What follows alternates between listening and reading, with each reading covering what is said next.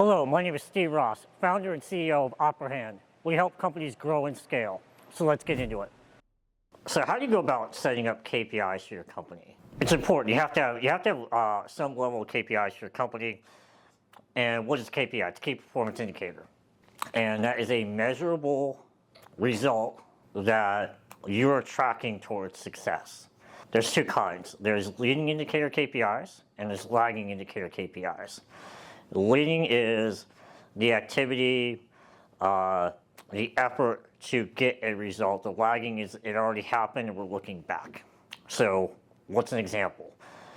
Leading indicator would be building pipeline, right? What are we doing to build pipeline?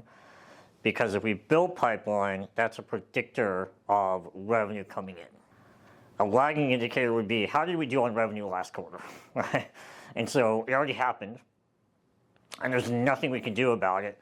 We can certainly track like quarter over quarter growth, things like that, but lagging indicator just isn't going to get you things that you can necessarily do to make things happen.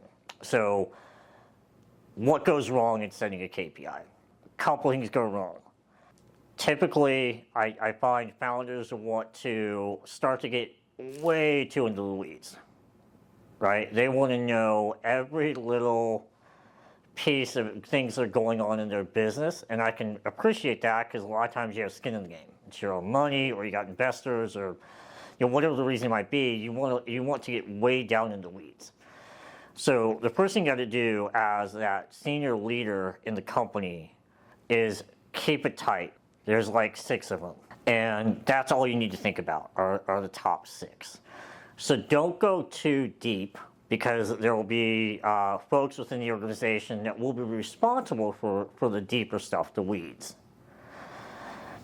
Second thing, talk about leading, lagging indicators. Get as many leading as you possibly can and track those, because those are the ones you can actually predict the future with. Level 1 or CEO founder KPIs, there's 6 of them. There's pipeline, and pipeline coverage, 3 to 4x is what we want. There is revenue growth. So why this particular thing is important, because a lot of people have like a revenue target. I want to make $10 million. It's really important to track the growth as a percent. Couple reasons for that, right? If you aren't growing quarter over quarter, year over year, you're dying, right? That's one reason. The second reason is you want to track your growth rate versus the market's growth rate. So if you're growing at 10%, but your industry is growing at 50%, you're growing as an entity, but you're falling behind the market. So you always want to touch base. How are we doing relative to the market? Are we gaining market share or losing market share? There's easy ways to find your census data, things like that, to kind of show where you are relative to the market. Employee engagement would be a third one. And it's the health of your culture, making sure that you've got a strong and motivated workforce. Concentration of revenue would be another KPI to keep an eye on. Benchmark 20% or less in any one customer, product, or market would be another one. Churn rate.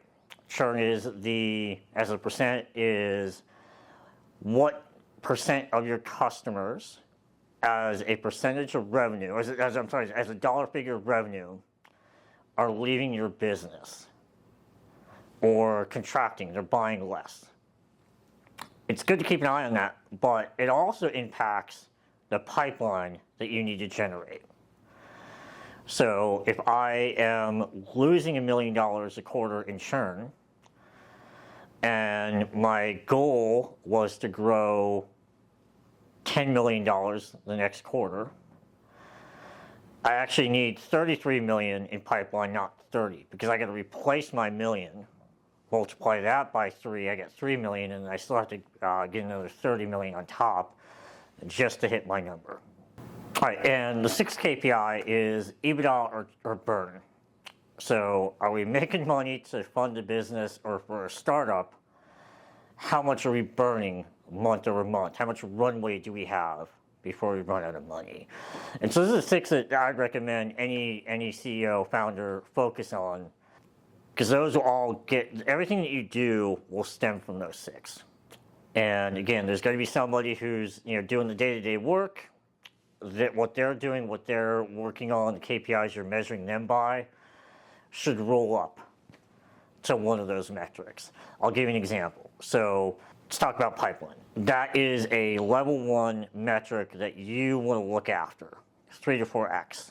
You can measure on the front line how many phone calls are being made, right? Because you can set a metric for a sales rep per day. For example, how many phone calls should they be making to prospective customers?